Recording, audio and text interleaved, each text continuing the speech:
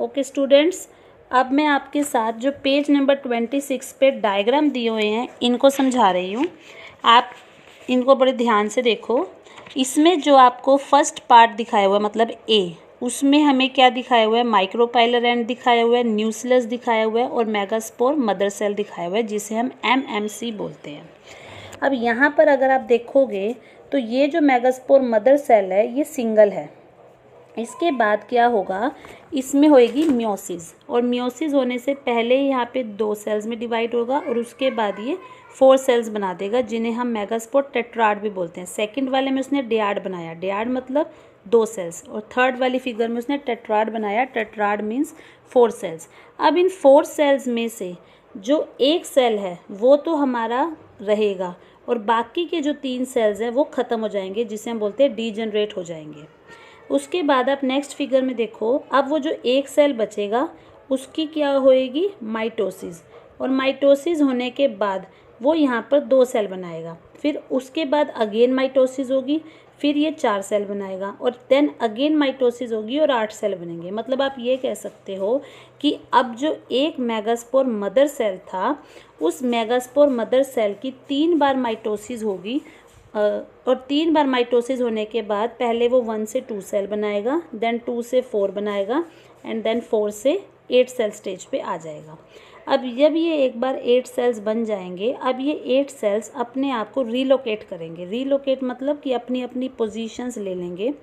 इन 8 sales में से 2 cell तो रह जाएंगे बीच में, इन्हें हम बोलेंगे सेंट्रल सेल। बाकी के 3 सेल्स एक कॉर्नर पे चले जाएंगे। इसमें जो 2 कॉर्नर पे होंगे दैट इज़ द सिनर्जिड, और जो एक सेल बीच में रह जाएगा उसको हम बोलेंगे एग। इसी तरह से 3 सेल्स एंटीपोडल बन जाएंगे और वो एक अनदर कॉर्नर पे चले जाएंगे। उसके बाद यहाँ पे अगर आप नोटिस करोगे तो कोई वॉल नहीं है, मतलब हमारे सेल्स ओपन है। उसके बाद जैसे जैसे डिफ्रेंशिएशन बढ़ेगी तो इनमें वॉल्स बननी शुरू हो जाएंगी। जो सेंटर में हमारे 2 सेल्स हैं वो सेल्स आपस में फ्यूज़ हो जाएंगे, बट उनके जो न्यूक्लियाई हैं वो फ्यूज़ नहीं होते। तो हम इसको सेल के हिसाब से देखें तो ये सिंगल सेल है, लेकिन अगर हम न्यूक्लियस के हिसाब से देखें तो ये डबल न्यूक्लियाई है। इन न्यूक्लियाई को हम बोलते हैं पोलर न्यूक्लियाई, और क्योंकि इस सेल ने सेंट्रल पोजीशन को ऑक्यूपाई किया हुआ है तो इसको हम सेंट्रल सेल भी बोल सकते हैं। अब जो यहाँ पे एंटीपोडल्स हैं वो तो चले जाएंगे चिलाज़ल एंड की तरफ, जो मैंने आपको शुरू में बताया था कि जो फ्यूनिकल के ऑपोजिट वाली साइड है वो चिलाज़ल एंड है। तो एंटीपोडल्स तो पाए जाते हैं चिलाज़ल एंड की तरफ, और सिनर्जिड्स और एग जो हैं ये पाए जाएंगे आपके माइक्रोपाइलर एंड की तरफ। तो ये जो आपका डायग्राम है ये मैंने आपको उस दिन भी बताया था, ये भी बहुत इंपॉर्टेंट है। ये ड्रॉ करना भी आ सकता है या फिर ऐसा भी हो सकता है कि कई बार कुछ एमसीक्यू टाइप क्वेश्चंस भी आपके इस डायग्राम में से पूछे जा सकते हैं। फॉर एग्जांपल आपको ये भी एमसीक्यू आ सकता है, at which side of the ovule antipodals are present. तो आपको याद रखना है चिलाज़ल एंड। इसी तरह से ये भी पूछ सकते हैं, at which side of the ovule synergids are present. तो आपको ध्यान रखना है माइक्रोपाइलर एंड। और एक जो इम्पोर्टेंट क्वेश्चन इसमें से जनरली आता है वो है कि जब आपका एंजियोस्पर्म एम्ब्रियो सैक इस स्टेज में होता है तो हम इसको 8 न्यूक्लिएट और 7 सेल स्टेज क्यों बोलते हैं। तो जैसा कि अभी मैंने आपको बताया है कि अगर आप इस फिगर को ध्यान से देखो तो इसमें जो आपके बीच में सेल है वो 2 सेल्स तो फ्यूज़ होकर सिंगल सेल बन चुके हैं, लेकिन उनके जो न्यूक्लियस हैं वो अभी भी अलग अलग हैं। तो अगर आप इसको काउंट करो तो इसमें सेल्स तो आपको शो आएंगे 7, जिसमें 3 एंटीपोडल्स होंगे, 2 सिनर्जिड्स होंगे, एक एग सेल होगा और एक ही सेंटर वाला सेल होगा। तो सेल्स तो आपके हैं 7, बट अगर आप न्यूक्लियस देखो तो न्यूक्लियस यहाँ पर है 8, 3 एंटीपोडल्स के, 2 सिनर्जिड के, एक एग का और 2 है आपके polar nuclei. So that's why इस स्टेज को हम बोलते हैं 8 न्यूक्लिएट एंड 7 सेल स्टेज। इसके अलावा जो आपकी ये वाला है जिसको मैं सर्कल कर रही हूँ, इसमें आपको 2 सिनर्जिड्स और एक एग दिखाया हुआ है। इस एपरेटस को हम एग एपरेटस भी बोलते हैं, क्योंकि एग इसमें पाया जाता है तो इसको हम एग एपरेटस भी कह सकते हैं। तो जैसा कि आपको ध्यान होगा, आपने 10th में भी पढ़ा था कि जिस टाइम फर्टिलाइजेशन होती है उस टाइम जो पोलन ट्यूब है, पोलन ट्यूब बनती है जो कि आपके स्टिग्मा से होती हुई इस इस ओवरी तक पहुंचेगी। तो ओवरी तक जब पहुंचती है तो एक पोलन ग्रेन में से 2 मेल गैमीट्स निकलते हैं। उसमें से जो आपका एक मेल गैमीट है वो तो आपका ज्वाइन करेगा एग के साथ, वो एग के साथ ज्वाइन होकर वो बनाएगा एम्ब्रियो। और जो दूसरा आपका मेल गैमीट है वो ज्वाइन होता है इस पोलर न्यूक्लियाई के साथ, और वो यहाँ पे ज्वाइन होकर बनाता है एंडोस्पर्म। और ये जो एंडोस्पर्म है ये ट्रिप्लॉइड होता है, यानी कि आप इसको 3N भी बोल सकते हो। 3N क्यों? क्योंकि 2 न्यूक्लियस तो इसके पास ऑलरेडी थे, तो 2 क्रोमोसोम तो थे ही इसके पास, और एक जो मेल गैमीट आगे फ्यूज़ हो रहा है, एक क्रोमोसोम नंबर उसका भी ऐड ऑन हो गया। तो ये भी आपका एक इम्पॉर्टेंट क्वेश्चन बन सकता है कि जो एंडोस्पर्म है वो ट्रिप्लॉइड क्यों होता है। तो उसका आपने आंसर ये देना है कि endosperm is formed by the fusion of polar nuclei and male gamete. Polar nuclei is 2N and male gamete is 1N, तो इसलिए जो कॉम्बिनेशन होगा that forms the triploid 3N।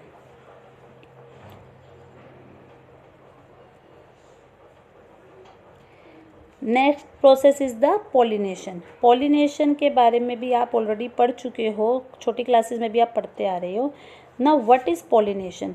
Pollination क्या होता है? Pollination is the mechanism to achieve this objective, transfer of pollen grains to the stigma of a pistil is termed as pollination. मतलब simple सी भाषा में हम ये कह सकते हैं कि जो आपके मेल गैमीट्स हैं, जो फ्लावर के केस में आपके पोलन ग्रेन्स हैं जो एंथर से बनते हैं, उन पोलन ग्रेन्स को अगर आप फीमेल की पिस्टल के स्टिग्मा तक पहुंचाना चाहते हो तो उस प्रोसेस को हम कहेंगे pollination. Means transfer of pollen grains shed from the anther to the stigma of a pistil is called pollination।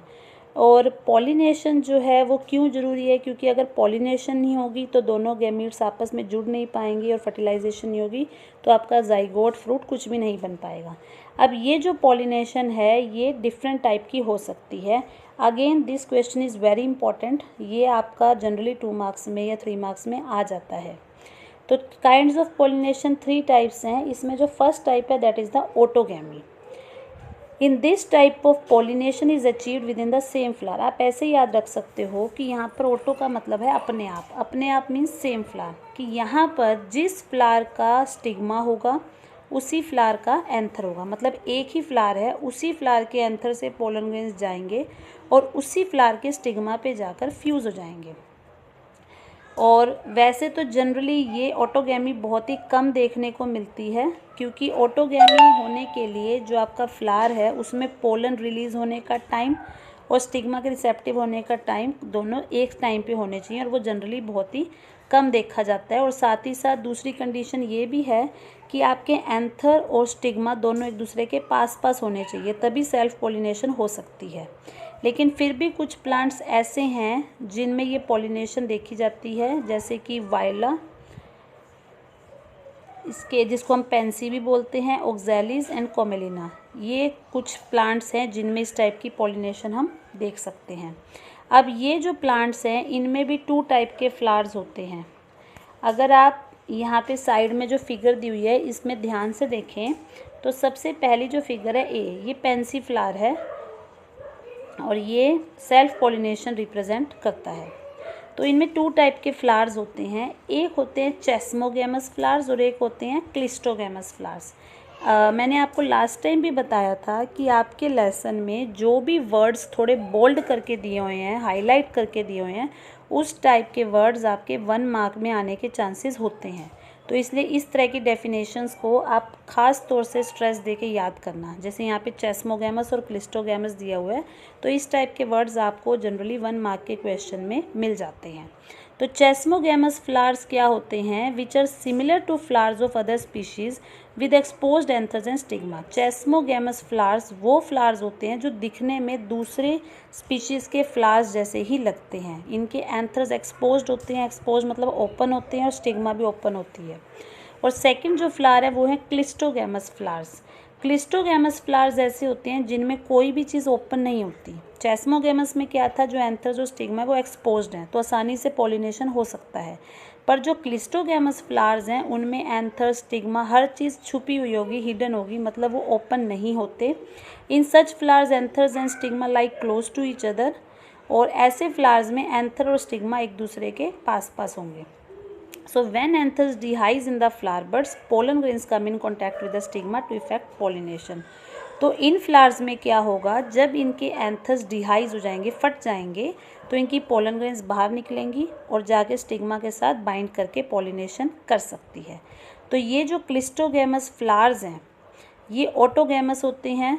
ऑटोगैमस क्योंकि देखो क्लोज्ड है, बाहर तो कुछ निकल नहीं रहा, तो इनमें सिर्फ एक ही चांस है कि इनमें सिर्फ सेल्फ पॉलिनेशन ही हो सकती है, क्रॉस पॉलिनेशन का कोई चांस नहीं है। लेकिन जो चेस्मोगैमस फ्लावर्स है, क्योंकि उनकी दोनों चीज़ें ओपन है, तो उनमें हर तरह की पॉलिनेशन होने की संभावना रहती है। जो ये क्लिस्टोगैमस फ्लावर्स होते हैं जिनमें हर चीज़ हिडन है, इनमें पॉलिनेटर ना भी हो तो भी गारंटी है कि पॉलिनेशन होगी ही होगी, क्योंकि सब कुछ अंदर है। लेकिन जो चेस्मोगैमस फ्लावर्स होते हैं उन्हें पॉलिनेशन करने के लिए किसी पॉलिनेटर की ज़रूरत पड़ती है। इसके बाद जो आपका नेक्स्ट आता है वो है जिटोनोगैमी। जिटोनोगैमी का मतलब होता है transfer of pollen grains from anther to the stigma of another flower of the same plant. मतलब कि आपका प्लांट वही है लेकिन फ्लावर्स अलग अलग हैं। एक फ्लावर का एंथर दूसरे फ्लावर के स्टिग्मा के साथ जाके जब बाइंड करेगा तो that type of pollination is known as the geitonogamy. तो वैसे तो जिटोनोगैमी को आप क्रॉस पॉलिनेशन भी कह सकते हो, और जेनेटिकली ये ऑटोगैमी जैसी रहेगी, क्योंकि प्लांट आपका सेम है तो जीन्स भी सेम रहेंगे, फ़र्क सिर्फ क्या है फ्लावर का। और लास्ट आता है xenogamy. Xenogamy is the transfer of pollen grains from anther to stigma of a different plant. यहाँ पर प्लांट्स डिफरेंट हैं, एंथर भी अलग प्लांट का होगा, स्टिग्मा भी अलग प्लांट का होगा। और इस टाइप की पॉलिनेशन में क्योंकि दो अलग अलग प्लांट्स के पोलन ग्रेन स्टिग्मा फ्यूज़ हो रहे हैं, तो चांसेस रहते हैं कि जेनेटिकली वो डिफरेंट ही होगा, मतलब दोनों जो है एक दूसरे से जेनेटिकली डिफरेंट होंगे। तो ये आपने 3 टाइप की पॉलिनेशंस देखी। फर्स्ट वन वाज ऑटोगैमी, जिसमें सेम फ्लावर है, उसी फ्लावर के एंथर्स हैं, उसी फ्लावर के स्टिग्मा है।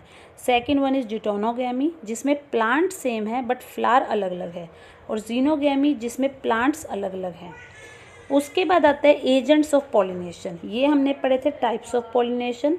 नेक्स्ट आता है agents of pollination. Agents of pollination का मतलब है कि वो कौन से जरिए हैं या एजेंट हैं जो पॉलिनेशन में हेल्प कर सकते हैं।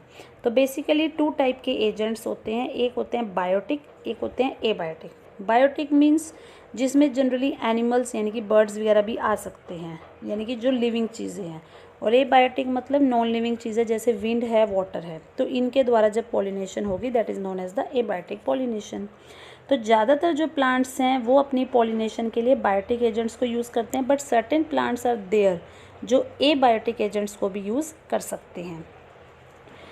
जैसे आपने देखा होगा कई बार जब हवा चलती है या पानी बहता है, बारिश आती है, तो उस टाइम कुछ प्लांट के एंथर्स जो हैं वो पानी के साथ बह जाते हैं, और बह जाने के बाद वो कहीं जाएंगे और वहाँ पे जाके वो स्टिग्मा के साथ बाइंड कर जाएंगे, तो हम कह सकते हैं कि वहाँ पे एबायोटिक फैक्टर से पॉलिनेशन हो रही है।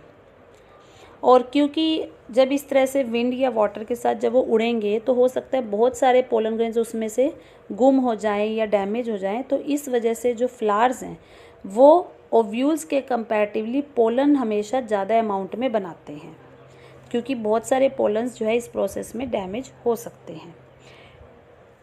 तो इसी तरह से विंड से भी पॉलिनेशन हो सकती है। विंड पॉलिनेशन कब पॉसिबल है? जब आपके पोलन ग्रेन्स लाइट वेट हो और नॉन स्टिकी हो, क्योंकि कोई चीज़ हल्की है तभी वो हवा के द्वारा आसानी से बह सकती है, और नॉन स्टिकी मतलब इतनी ज़्यादा उसके अंदर चिपचिपाहट ना हो, अदरवाइज़ वो इधर उधर भी स्टिक कर सकती है।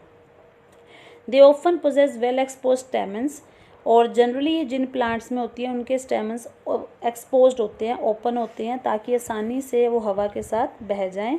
एंड लार्ज ओपन फैदरी स्टिग्मा, और साथ ही साथ उनके जो स्टिग्मा हैं वो भी बड़े होते हैं और फैदरी। फैदरी यहाँ पे कहने का मतलब है कि उसके आसपास वो फैले होते हैं ताकि ज़्यादा से ज़्यादा एंथर्स को वो अपने साथ ले सकें। और जो विंड पॉलिनेटेड फ्लावर्स होते हैं उनके ओवरी में सिंगल ओव्यूल होता है, और उनके फ्लावर्स जो हैं वो काफ़ी ज़्यादा होते हैं, क्योंकि जितने ज़्यादा फ्लावर्स होंगे उतनी ज़्यादा पॉलिनेशन होने के चांसेस रहते हैं। और इसमें जो इन्फ्लोरेसेंस देखी जाती है वो जिसे आपको इस फिगर में दिखाई हुई है इस टाइप की हो सकती है। Corn cob, the tassels you see are nothing but a stigma, मतलब जो कि हम कॉर्न कोब मीन्स जो आपका ये जिसको आप छल्ली बोलते हो, उसमें जो हमें इन्फ्लोरेसेंस देखी जाती है वो इसी टाइप का एग्जाम्पल है। इसके अलावा विंड पॉलिनेशन ग्रासेस में भी हो सकती है। नेक्स्ट आता है वाटर से जो पॉलिनेशन है वो फ्लावरिंग प्लांट्स में कम ही देखने को मिलती है। सिर्फ 30 जेनरा है मोनोकोटिलेडन्स के जिनमें हम वाटर से पॉलिनेशन देख सकते हैं, जैसे एल्गी है, ब्रायोफाइटा है, टेरिडोफाइटा है, उनमें जनरली ये देखी जाती है क्योंकि वो ज़्यादातर वाटर के आसपास ही पाए जाते हैं। वाटर पॉलिनेटेड प्लांट्स के आपको कुछ एग्जांपल दिए हुए हैं। वेलिसनेरा हाइड्रिला जो वाटर में ही ग्रो करते हैं, तो जब कोई चीज़ वाटर में ग्रो करेगी तो मोस्ट प्रोबेबली उनमें जो पॉलिनेशन है वो भी वाटर के थ्रू ही देखी जाएगी। इसके अलावा कुछ सी ग्रासेस हैं जैसे जोस्ट्रा, इन सब में भी वाटर पॉलिनेशन होती है। अब ज़रूरी नहीं है कि सभी प्लांट्स जो एक्वेटिक प्लांट्स हैं वो वाटर को ही पॉलिनेशन के लिए यूज़ करें। कुछ प्लांट्स ऐसे भी हैं जो वाटर में पाए जाते हैं, जैसे कि वाटर हियासिंथ जो मैंने आपको फर्स्ट लेसन में टेरर ऑफ बंगाल के नाम से भी बताया था, एंड वाटर लिली। इनके जो फ्लावर्स हैं ये होते तो मतलब हैं तो एक्वेटिक प्लांट्स, लेकिन इनके जो फ्लावर्स हैं वो पानी के अंदर ना रहकर पानी से ऊपर आ जाते हैं और उनमें जनरली पॉलिनेशन या तो इंसेक्ट के थ्रू होती है या विंड के थ्रू होती है। तो ये नेसेसरी नहीं है कि कोई प्लांट अगर एक्वेटिक है तो उसमें वाटर पॉलिनेशन ही होगी, उसमें विंड पॉलिनेशन या इंसेक्ट पॉलिनेशन भी हो सकती है। जैसे इसमें एक एग्जांपल दे रखा है वेलिसनेरिया का। वेलिसनेरिया में जो फीमेल फ्लावर है वो एक स्टॉक की हेल्प से वाटर के सरफेस के ऊपर आ जाती है और वहाँ पे जो पोलन ग्रेन्स हैं वो भी वाटर के सरफेस के ऊपर ही रिलीज़ कर दिए जाते हैं और फिर जाके उनका फ्यूज़न होता है। इसके अलावा कुछ सी ग्रासेस हैं, वहाँ पे जो फ्लावर्स हैं वो वाटर के अंदर डूबे रहते हैं, पानी के अंदर ही पोलन ग्रेन्स होते हैं, वहीं पे जाके वो बाइंड करते हैं। तो दोनों ही जो विंड और वाटर पॉलिनेटेड फ्लावर्स हैं वो कलरफुल नहीं होते और ना ही उनमें नेक्टर होता है। तो क्या आप इसका रीज़न बता सकते हो? ये भी एक अच्छा क्वेश्चन है कि जनरली हम ये कहते हैं कि पॉलिनेशन को इफ़ेक्टिव करने के लिए जो प्लांट्स हैं उनमें ब्यूटीफुल फ्लावर्स होते हैं, वो बहुत ज़्यादा कलरफुल होते हैं। बट विंड और वाटर पॉलिनेशन के लिए ऐसी कोई ज़रूरत नहीं है, क्योंकि विंड और वाटर जो है वो हर तरह के फ्लावर को ही पॉलिनेट करेगी, उसे इस बात से कोई फ़र्क नहीं पड़ता कि जो आपका फ्लावर है वो कलरफुल है या नहीं है। बट अगर हम बात करते हैं इंसेक्ट की, तो इंसेक्ट जो है वो बायोटिक फैक्टर हैं।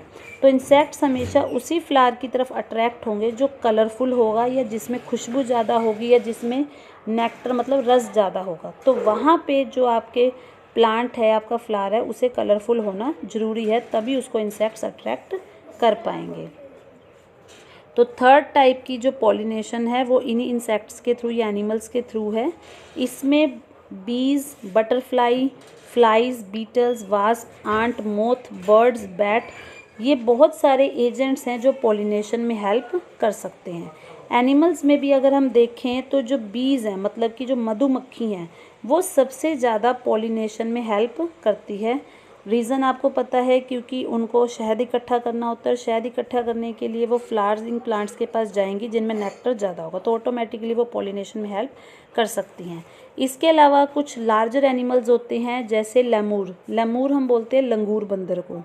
आर्बोरियल होते हैं जो पेड़ों पे रहते हैं, जिसमें आप गिलहरी का एग्जाम्पल ले सकते हो। इसके अलावा कुछ रेप्टाइल्स हैं जैसे जैको लिजर्ड, ये एक लिजर्ड होती है जो जनरली जंगल वगैरह में पाई जाती है, या जिसको हम गिरगिट जैसा भी बोल सकते हैं। तो ये भी पॉलिनेटर्स का काम कर सकते हैं। बट एनिमल्स जो हैं ये पॉलिनेशन इंटेंशनली नहीं करते, ये अपने फूड की तलाश के लिए एक प्लांट से दूसरे प्लांट में जाएंगे, तो कुछ ना कुछ पोलन ग्रेन्स इनके शरीर पर चिपके रह जाते हैं और जब ये दूसरे प्लांट पे जाएंगे तो वो वहाँ पे बाई चांस गिर जाएंगे और उससे पॉलिनेशन हो सकती है। कुछ फ्लावर्स ऐसे भी हैं जो अपने आप को एनिमल के हिसाब से थोड़ा सा एडजस्ट कर लेते हैं, अडेप्ट कर लेते हैं, ताकि उसकी पॉलिनेशन आसानी से हो सके। फॉर एग्ज़ाम्पल आपको यहाँ पे साइड में एक फिगर दिखाई हुई है। इस फिगर में यही एग्जाम्पल दिया हुआ है।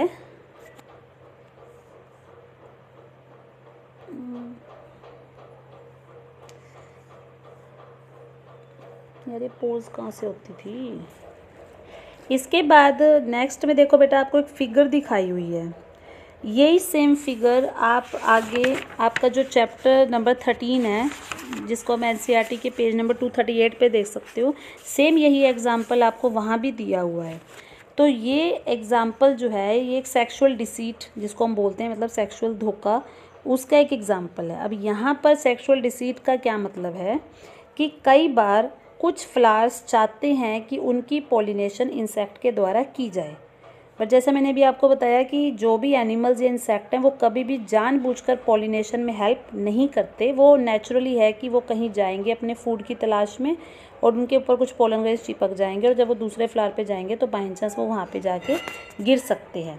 लेकिन यहाँ पर क्या होता है, यहाँ पर जो ये प्लांट है इसके जो फ्लावर्स हैं वो इस तरह की शेप ले लेते हैं कि जो ये बी है इसको ये लगे, मतलब यहाँ पे ये जो फ्लावर है ये ऑर्किड का फ्लावर है, तो ये जो ऑर्किड का फ्लावर है ये इस तरह की शेप बना लेता है जिससे कि बी को लगेगा कि ये उसी का एक पार्टनर है और वो इसके साथ मेटिंग करने के लिए आएगी। मतलब उसने एक तरह से उसको सेक्सुअली चीट किया, उसने उस तरह का स्ट्रक्चर बना लिया और जब वो इसके साथ आकर मेटिंग करेगी तो वहाँ पे पॉलिनेशन हो जाएगी।